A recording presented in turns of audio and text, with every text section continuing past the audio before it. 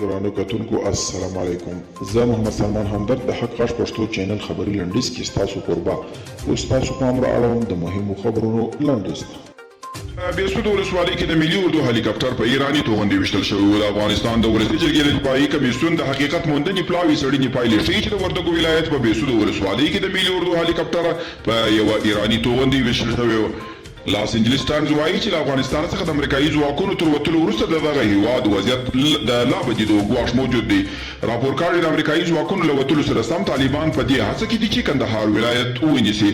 طالبانو د استانبول غونډې ته 3 شرطونه وړاندې کړي دي. امریکا غږ درې څانګې یو خبر لیکي چې طالبانو استانبول غونډې ته 3 شرطونه ایښي دي. اول دا چې غونډه باید له 3 ورځو نه اوږده نه وي، د طالبانو له لوري ټیټه کچ کسان ګډون پکې ولري او اجنډا کې یې پر مهمو موضوعاتو پرېکړه شامله نه وي. سونی لاګټ وایي هغه ادعاوې چې امریکا پاکستان کې اډې جوړې کړي حقیقت نه لري. په افغانستان کې د امریکایي ځواکونو ویاند وایي هغه ادعاوې چې امریکا په پاکستان کې اډې جوړوي دا هیڅ حقیقت نه لري. او د کورونا وبا پر مهال ماشومانو کې د سترګو ناروغۍ مایوپیا کچه لوړه شوې.